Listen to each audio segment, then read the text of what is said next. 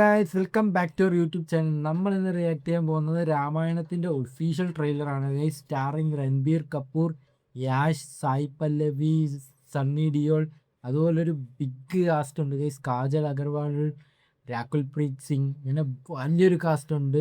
And ഇത് direct ചെയ്തിരിക്കുന്നത് നമ്മുടെ നമിത് മൽഹോത്രയാണ് ഗൈസ്. നമിത് മൽഹോത്ര അത് നിതേഷ് തിവാരിയാണെന്ന് തോന്നുന്നത്. നിതേഷ് തിവാരിയാണ് ഡയറക്റ്റ് ചെയ്തിരിക്കുന്നത്. ആൻഡ് ഇതിൻ്റെ പ്രൊഡ്യൂസർ നമ്മുടെ നമിത് മൽഹോത്രയാണ്. അതായത് ഇന്ത്യയുടെ തന്നെ സ്വന്തമായിട്ടുള്ള VFX കമ്പനിയാണ് ഗൈസ് ഡീനെഗ്. അതായത് നമ്മളൊക്കെ അറിയാം, കാരണം ഇവരാണ് ബേസിക്കലി മാർവലിൻ്റെ മെയിൻ പ്രോജക്ട്സും ഡ്യൂണിൻ്റെയൊക്കെ VFX ചെയ്യുന്ന ടീംസാണ് ഗൈസ് ഡീനെഗ് എന്ന് പറഞ്ഞ്. ഏകദേശം 8-16 ഓസ്കാർ അവാർഡ് ഇവർക്ക് കിട്ടിയിട്ടുണ്ട്. ആൻഡ് അതുപോലെ തന്നെ ഇതിൻ്റെ മ്യൂസിക് ചെയ്യുന്നത് നമ്മുടെ ഹാൻസ് സിമ്മറും AR റഹ്മാനും കൂടി ചേർന്നാണ് ഗൈസ്. രണ്ടുപേരും കൂടെ ചേർന്നാണ് മ്യൂസിക് ചെയ്യുന്നത്. ഒരു ബിഗ്ഗസ്റ്റ് മ്യൂസിക് കൊളാബറേഷനും കൂടെ ഉണ്ട്. ആൻഡ് ഇതിൻ്റെ മ്യൂസിക് റൈറ്റ്സ് മാത്രം ഈ സീരീസ് മേടിച്ചത് 75 കോടിക്കാണ് ഗൈസ്. നിങ്ങളൊന്ന് ആലോചിക്കുക, മ്യൂസിക് റൈറ്റ്സ് മാത്രം.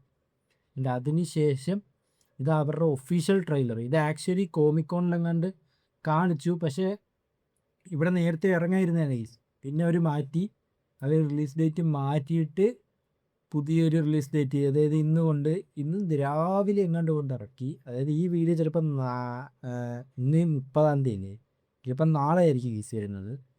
അപ്പം അതുകൊണ്ട് ശ്രദ്ധിച്ച് കാണുക. അപ്പം നമുക്ക് നേരെ ട്രെയിലർ കാണാം. ഞാൻ ഈ ട്രെയിലർ കണ്ടേ ഇല്ല, അതായത് നമുക്ക് റിയാക്ട് ചെയ്യണമല്ലോ, നമുക്കതാണല്ലോ വേണ്ടത്. അതുകൊണ്ട് ഞാൻ ട്രെയിലർ കണ്ടേ ഇല്ല ഗൈസ്. ഈ ഗായ്സ് ഉള്ളിൽ നിർത്തണം, ഞാൻ എപ്പോഴും ആലോചിക്കും. അപ്പോൾ നമുക്ക് നേരെ ട്രെയിലറിലേക്ക് പോവാം സുഹൃത്തുക്കളെ. വരൂ.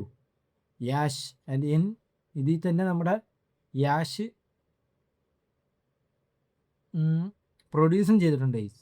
ഓക്കെ, വീഡിയോ ക്വാളിറ്റി എങ്ങനെ ഉണ്ടെന്ന് പറയണം ഗൈസ്. ഇത് ഇതൊരു സർപ്രൈസ് ഫോണിൽ നിന്ന് എടുക്കുന്ന വീഡിയോ ക്വാളിറ്റിയാണ്, വീഡിയോ ആണ്. അപ്പോൾ അത് നോക്കിയിട്ട് അത് പറയുക.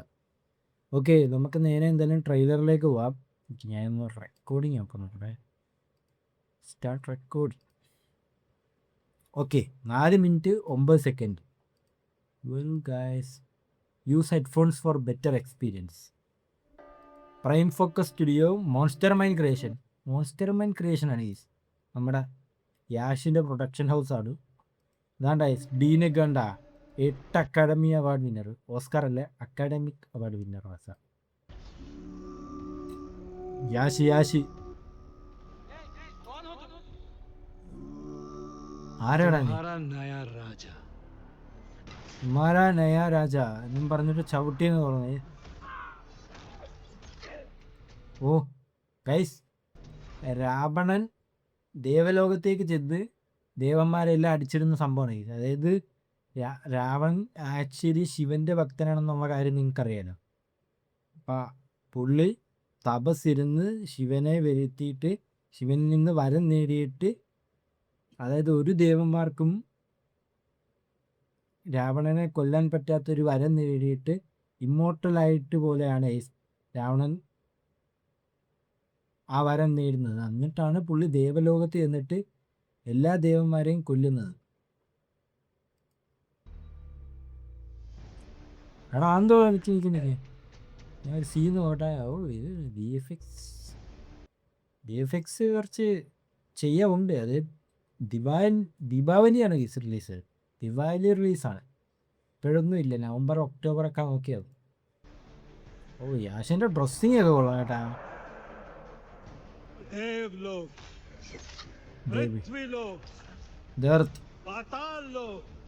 പാതാള ലോകം, എടാ ഐരാവതം. ഓടാ അത് കിടിലൻ സീൻ. ഐരാവതം വന്ന് ഓക്കെ. ഓ ഫ്രെയിമടാ, അത് അടിപൊളി കേട്ടാ, കിടിലൻ സംഭവം. ഓ ഇവിടെ രാവണൻ വന്ന് അടിച്ചിട്ടാണ് ഇന്ദ്രദേവന്റെ ഐരാവതത്തെ.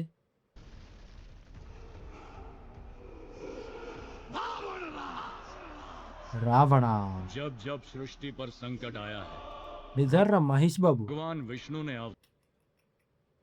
മഹേഷ് ബാബുവിനെ പോലെ ഗിരി. तार लेकर उसकी रक्षा की। രൺബീർ കപൂർ, मेरा ज्येष्ठ पुत्र മൈ ഫസ്റ്റ് ബോൺ രാമൻ.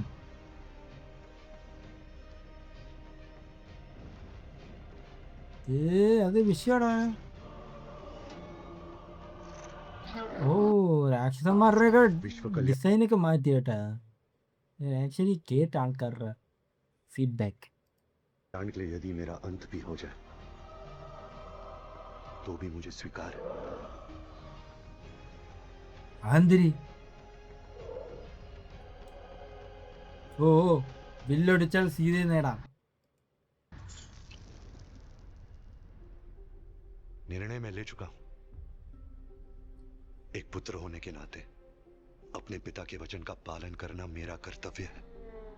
ഓ, പുള്ളി വനവാസത്തിന് പോവാണ്. तुम्हारे लिए 14 वर्ष का वनवास। 14 years, 14 വർഷം സീതയൊക്കെ.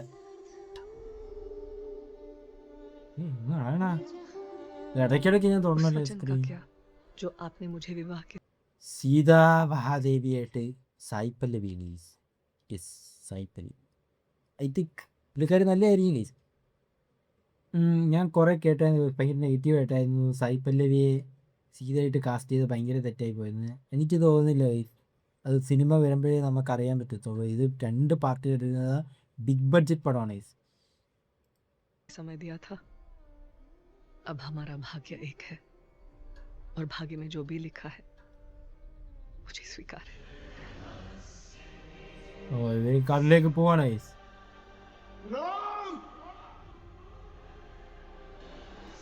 പുള്ളിയുടെ അച്ഛൻ വിളിക്കുന്നത് പുള്ളി മാത്രമേ കേൾക്കാറുള്ളൂ.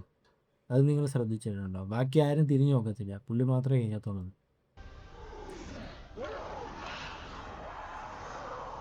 രാവണൻ. जनस्थान की राजकुमारी। എടാ, ഈ സ്ഥലത്തിൻ്റെയൊക്കെയാണ് ഈ VFX ചെയ്തിരിക്കുന്ന കാടൊക്കെ ഇല്ലേ, അത് ഇത്തിരി കൂടെ കുറച്ച് നല്ലതാക്കണം. കാരണം അതൊരു VFX ആണെന്ന് തോന്നുന്നുണ്ട്. सूर्पनखा। സൂപ്പർനൊക്കെ. वो मोहित हो गई है Yes, fallen for you, Ram. Application is literally looking good, beautiful as സൂപ്പർനൊക്കെ. आप पे। ഓ, മൂക്ക് വെട്ടിക്കൊടുത്തേ. राम से प्रतिशोध लिया जाएगा शूर्पणखा। न राम की मृत्यु साधारण होगी, न उसका अपमान। रावण तीनों लोकों का स्वामी है तो तीनों लोकों के सामने उसका वध करूंगा। मैं अपनी सीता को वापस लाऊंगा। To path. എടാ, അതൊക്കെ ഭയങ്കര VFX ആയിട്ട് തോന്നടാ ആ സീനൊക്കെ. പുള്ളിയുടെ ഫേസ് ഒക്കെ ഒരുമാതിരി എന്തോ വൃത്തിയിട്ടൊക്കെ പോലൊക്കെ എനിക്ക് തോന്നുന്നു. ഓ, എടാ, നമ്മളെ കാണാത്ത കുറേ സംഭവങ്ങൾ കാണും കേട്ടാ. ഫസ്റ്റ് പാർട്ടി ഇവർ രണ്ടുപേരുടെ ഒരു സ്റ്റോറി പാരലായിട്ട് പോകുന്ന പോലെ ആയിരിക്കും ഗൈസ്.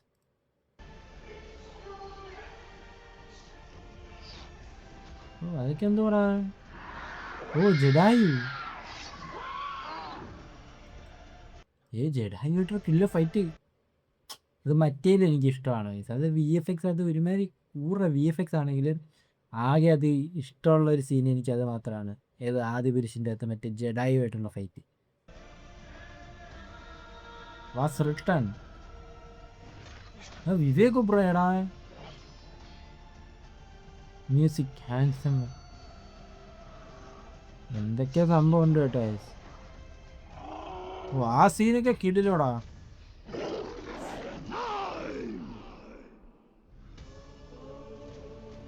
ഓറാ മാൻ കുംഭർണനാണോടാ. ये राम के युग का आरंभ है।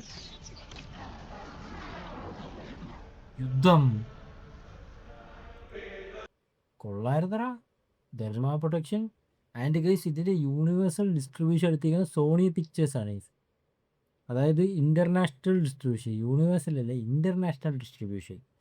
സോണി പിക്ചേഴ്സ് ആകുമ്പം നല്ലൊരു മാർക്കറ്റിംഗ് കാണാം ഗൈസ്. ഇതിൻ്റെ മാർക്കറ്റിംഗ് ഞാൻ പറയാം ഇതിൻ്റെ ബഡ്ജറ്റ് എന്തോ തന്നെ ഏകദേശം 200 എനിക്ക് ഞാനൊന്ന് ഓഫ് ചെയ്തോട്ടെ, റെക്കോർഡിങ് ഓഫ് ചെയ്ത് ഞാനത് മറന്നു.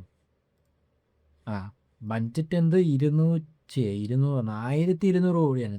അതായത് 2 പാർട്ടിനും കൂടെ.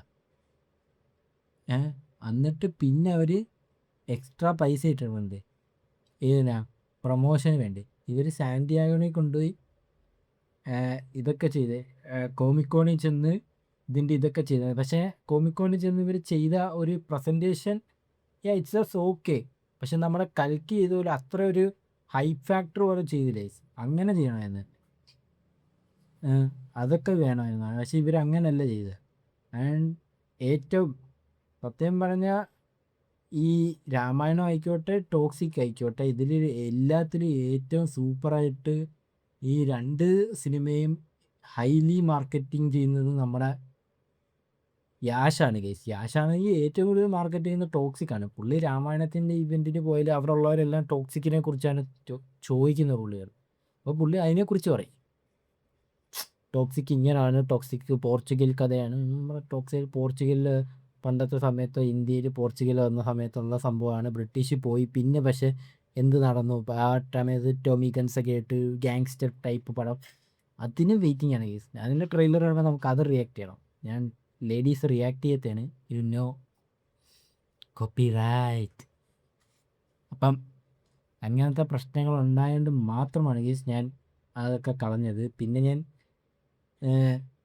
ഇത് രാമായണത്തിൻ്റെ റിയാക്ട് ചെയ്യണമെന്ന് പറഞ്ഞു തന്നിരുന്നതാണ്. അതിന് ശേഷം ട്രെയിലർ ആക്ച്വലി കൊള്ളാം, പക്ഷെ ചിലയിടത്ത് VFX ഒന്നും എനിക്ക് ഇഷ്ടപ്പെടുന്നില്ല. പുള്ളി ആ ദേവലോകത്ത് പോയി അടി ഉണ്ടാക്കുന്ന സീൻ കൊള്ളായിരുന്നു, പക്ഷെ അടി ഉണ്ടാക്കാൻ പുള്ളി ഒരു ഫേസ് ഡബിളിങ് ഒരുമാതിരി എന്തോ വൃത്തികേട് പോലെ. ഇനി യാഷ് ചെയ്തില്ല ആ സീനി, യാഷ് ഡൂപ്പിനെ വെച്ചാണ് ചെയ്തതെന്ന് തോന്നുന്നത്. അത് നമുക്ക് അറിയാൻ പറ്റുന്നു ബേസ് ആ സീനി. ഇത്തിരി വലിയ വീഡിയോ ആയിപ്പോയി, എനിക്കറിയാം ലെങ്ത് കൂടുതലാണ്, നിങ്ങൾക്ക് ഇത്രയും കേൾക്കത്തില്ല. നിങ്ങളെനിക്കറിയാം, നിങ്ങൾ റിയാക്ഷൻ മാത്രം കണ്ടിട്ടങ്ങ് പോകുന്നു. അപ്പോൾ ഇന്നത്തെ വീഡിയോ ഇത്രേ ഉള്ളൂ ഗൈസ്. എന്തായാലും വീഡിയോ ഇഷ്ടപ്പെട്ടെങ്കിൽ ഡു ലൈക്ക് ആൻഡ് സബ്സ്ക്രൈബ്. അതുപോലെ തന്നെ ചാനൽ സബ്സ്ക്രൈബ് ചെയ്യുക. നമ്മൾ ഇനിയും റിയാക്ഷൻസ് ആയിട്ട് വരും. അതുവരെ ബൈ ബൈ.